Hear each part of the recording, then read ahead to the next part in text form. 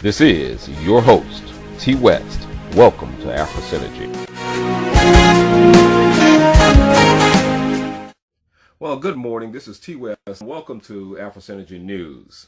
Now, in this program, I'm going to deal with how the prosecutors in the case of Amber Geiger manipulated the case to benefit this cop. Yes, that's right. The prosecutors manipulated the case to benefit Amber. Now, in one of the previous programs that I did, I talked about how prosecutors often, in the case where a pale-skinned cop kills an innocent black, how the prosecutors will throw a case. And one example I gave you was the case of Michael Brown, and most people in America did not even know this because most people really don't take the time to really read. They don't really research things. They'll listen, but they don't read.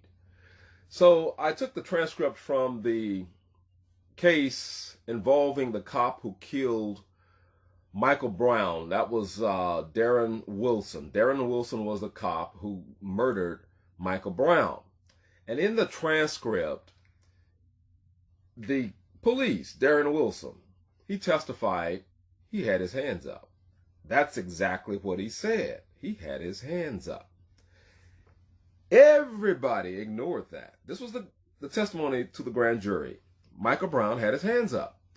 The prosecutor who was questioning this cop at that time, she totally ignored it. Totally. It was as though he didn't say it. Okay? Now, so with this case with Amber, there were three choices for the jury. There was a choice of murder, which is the most extreme. You know, that's murder. You know, you plan or you wanted to do this. In some states, they have, they call it something different. They call it murder one. And then in Texas, also after that, you have manslaughter. Manslaughter is something that would be designated, for example, as an accident. Didn't mean to do it. It was an accident. And whether it's murder or manslaughter, you would get a less sentencing if convicted. Murder, you would get a greater sentencing if convicted. Now, the prosecutors and the state of Texas, they knew that they would probably not get out too well if they ruled that it was just manslaughter, because that would have been like, oh, okay, maybe 5 years. You know, if it's 5 years, then the cop would have been eligible for parole probably within a year or maybe a little more, okay? Or 2 years eligible for parole. So then with murder, you know, it was 5 to 99 years. Okay? The key being 5. Now, I had guesstimated that she would probably be sentenced to 15 years. I was 5 years off. She was sentenced to 10 years, meaning that she would be eligible for parole in 5 years, which essentially, okay, was the equivalent of manslaughter, really. That's what it was. So, but the system, the judicial system there, they knew that if the jury came back with manslaughter, and these defense attorneys and prosecutors, they manipulate trials now. Okay, they manipulate who they want to testify, who they don't want to testify in trials. They do this. It's a corrupt system. I mean, plain and simple. Yes, you do have some justice there. Yes, yes, yes. Of course you do. But for the most part, especially for African Americans, it is a system where there are grave injustices. And prosecutors are a big part of it.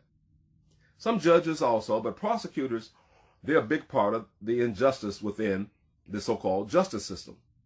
So they didn't want people in Dallas to riot. After all, several years ago, you had the African-American man who killed, I think it was 7 cops in Dallas. Killed them. I mean, yeah, gunned them down, killed them. So they didn't want to see chaos in the streets. So they manipulated this system. Now, how did they do this? Now, in this whole ending of the trial, they allowed Amber's mother to testify. The prosecution should never have allowed that to happen, ever. But now, remember now, as I said before, the prosecutors in the case, especially of cops killing innocent blacks, the prosecutors almost always will try in some way, slick way, conniving way, sneaky way, to help the cop. Okay? Did they do that in this case? Yes, of course they did. The mother should not have ever been allowed to say what she said in front of the jury. What did she say? She said, her daughter, she was sexually molested by my former boyfriend when she was 6 years old. Now, why was that allowed in this trial? It had absolutely nothing to do with this case. Nothing. Nothing. I mean, sex? Really? 6 years old? What did it have to do? Nothing. Absolutely nothing. Okay? Now, this was intentional. I mean, these prosecutors aren't dummies now. But they want to play you all for dummies. Okay? That's what that's what they intended to do. So the jury heard this testimony. And the intent was to invoke sympathy for this weeping poor white woman. And a cold-blooded murderer. Her comment about, I'm already dressed in black for your funeral. Speaking about the black uniforms that police wear in Dallas. So when we look at this and look at what the prosecutors allowed, they allowed this in order to sway, especially the females on the jury, to sway them. Not only the jury, but swaying people in the audience. What happened with Botham's younger brother after everything was concluded? He asked to speak. And you all know what he said about Amber. For too long, black folk have forgiven these people for the evil, dirty, low-down, evil things that they have perpetrated and continue to perpetrate upon you. You certainly don't tolerate it very much when you do it to each other, but then you get all Jesus-fied and want to forgive the little devils when they do harm to your children. When they kill you, when they beat you, and then they're put on trial, and then you want to be all forgiving. Well, Christ would have forgiven. Well, look here. The last part of about Christ, Yeshua, was that he was coming with a sword to kill and to destroy those who have destroyed the earth, who have killed and harmed his people. So the prosecution, they intentionally allowed this. They allowed this to happen at the trial, again, to invoke sympathy from the audience, from the jury. People hugging Amber. Oh, poor, you, someone molested you when you were 6 years old? Shouldn't have ever been allowed in that trial. Ever. And the judge dropped the ball right there. But it was not her responsibility. That was the responsibility of the prosecutors. That's right. The prosecutors should have objected to the mother testifying in that way at that trial. But they did not. But as I said, the prosecutors are agents of the state. The police are agents of the state.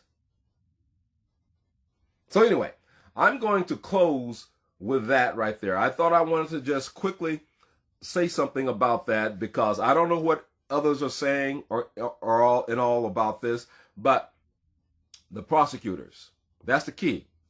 And everyone needs to learn these things about cases that are similar to this, how the system works, how the prosecutors are almost always on the side of the police, even when they are serving as adversity, as an adversary to the cops in a case such as this in court. This is T. West with AfroSynergy News.